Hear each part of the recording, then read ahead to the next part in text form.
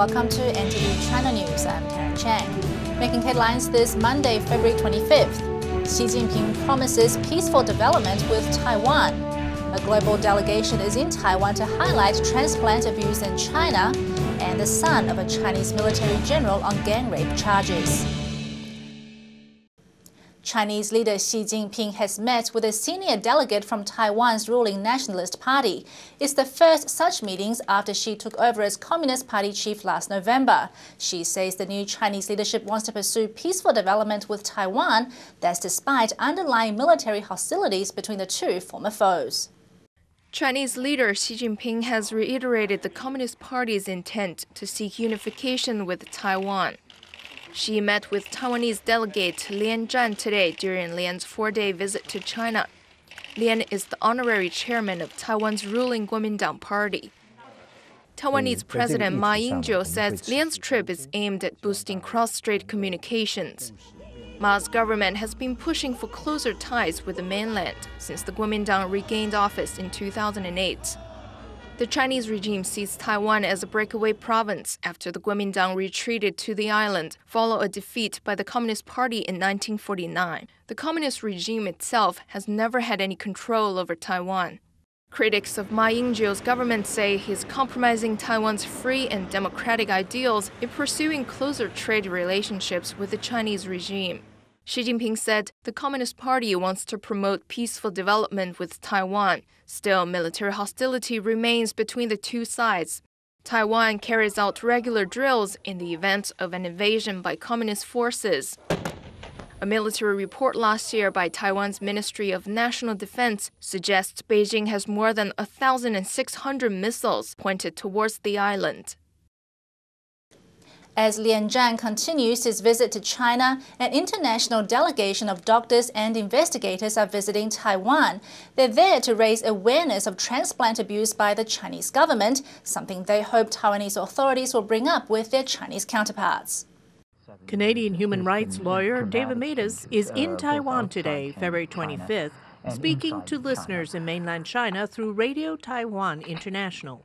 The subject: forced organ harvesting by the Chinese government. The sourcing of organs from prisoners sentenced to death has gone down, which means that the organs sourced from prisoners of conscience has gone up, and particularly Falun Gong. Matus is part of an international delegation to Taiwan this week, following the publication of this book he co-authored last July.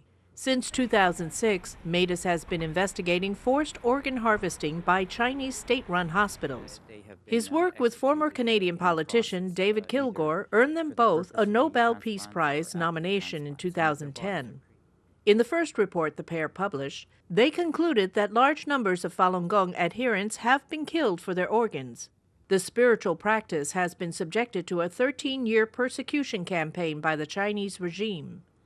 When they're talking about human rights, the Taiwanese have to talk about Falun Gong, because Falun Gong are the number one victims by far, 2/3 of the torture victims. U.S. Dr. Jiang Xiaoxu testified in a U.S. congressional hearing last year on forced organ harvesting in China. He urges Taiwanese officials to bring up this issue with their Chinese counterparts.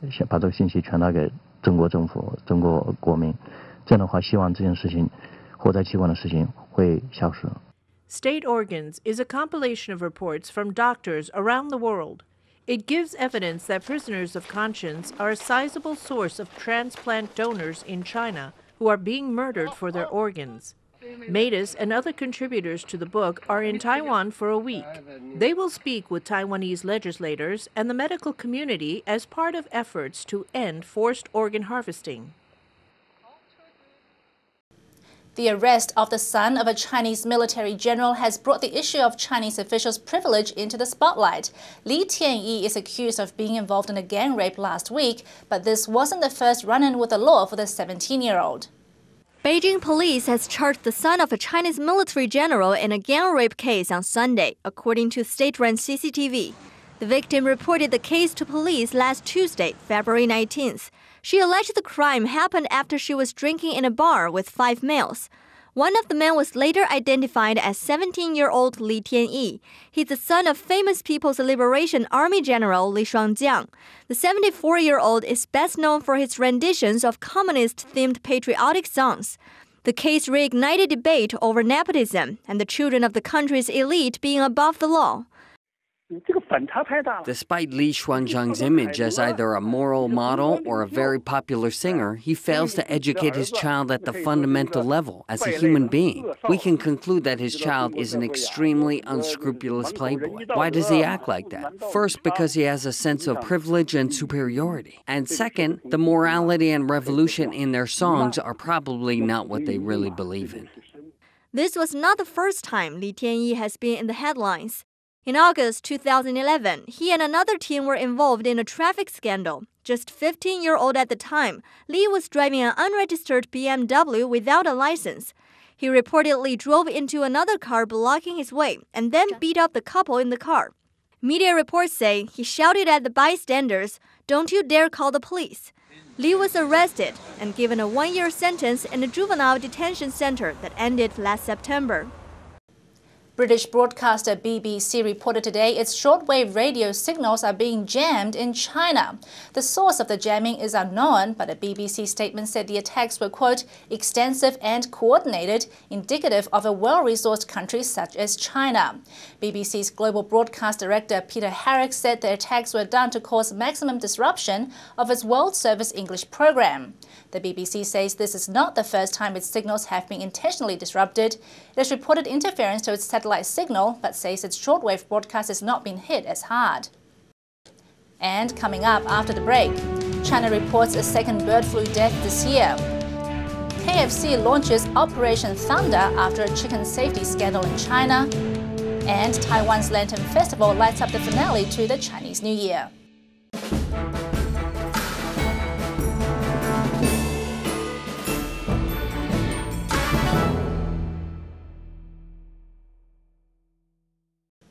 And welcome back. A man has died from bird flu in southwestern China on Friday, the second fatality from the H5N1 virus this month. The 31-year-old man suffered organ failure and died in hospital in Guiyang, Guizhou province. That's the same city where a 21-year-old woman died from the virus 10 days ago. State-run Xinhua news agency reported that both victims were exposed to the virus through close contact with birds. That report is inconsistent with an earlier one by CCTV on February 13th, which said neither of the patients had come into contact with birds. 600 people worldwide have contracted bird flu in the past 10 years from poultry and birds. About half of them died, and scientists are concerned the number of cases could be much higher if the virus mutates. According to the World Health Organization, 10 cases of H5N1 have been reported as of February 15th. 31 cases were reported in the whole of 2012. Fast food chain KFC has taken a blow to its image in China after a scandal involving drug-laced chicken last December. Now, the restaurant's parent company is launching a new campaign to win back the confidence of Chinese consumers. Operation Thunder may sound like some top-secret military strike, but it's actually a campaign launched by KFC's parent company, Yum Brands. The enemy? Wounded public image in China. It's part quality assurance, part marketing campaign. CEO and chairman of Yum Restaurants China, Sam Su, made the announcement earlier today. The company hopes close monitoring of its suppliers, as well as improved testing of poultry, will ease the public's mind and increase their appetite for chicken. One analyst welcomed Yum's efforts, but says much more is needed to ensure food safety in China. I think they are doing the right thing, but ultimately, as in the United States and Europe, it comes down to local regulation, local government regulation. And to that extent, you really can't replace that with the self-governance of a company. Even a company doing its best will not control all the inputs that go into its supply chain. KFC suffered plummeting sales after accusations in December that some of the chicken supplied to it had been injected with excessive amounts of growth-boosting hormones and antiviral drugs. Local media have blasted Yum Brands over the scandal, though Chinese authorities have cleared the company of the charges. I think I'll choose KFC to get food if I'm in a hurry. China's domestic fast food companies are not as developed as overseas brands, so I still would like to choose KFC or McDonald's if I have a need. Yum Brands operates more than 5,000 restaurants in China. Despite the chicken scandal, the company wants to expand. According to the Associated Press, Yum is planning another 700 new openings in the Chinese market this year. It's that time of year again. The excitement of running the Hong Kong Marathon has sparked a fire for runners from all over, including an unlikely competitor, a British Indian who's more than 100 years old. Ready, set, go. With that, the Hong Kong Marathon 2013 kicked off on Sunday. 72,000 runners from around the world are here, competing against each other and themselves. Julius Massi of Kenya emerged victorious. He finished the marathon in 2 hours, 14 minutes, and 18 seconds.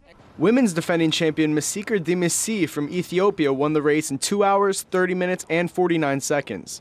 But many were watching this competitor in the 10-kilometer, 6.2-mile race.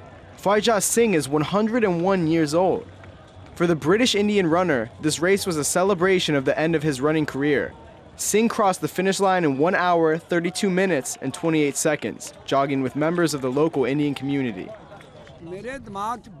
I am feeling very happy from the bottom of my heart. I used to run 5 kilometers in just half the time, but God broke my pride. But still, I am very happy.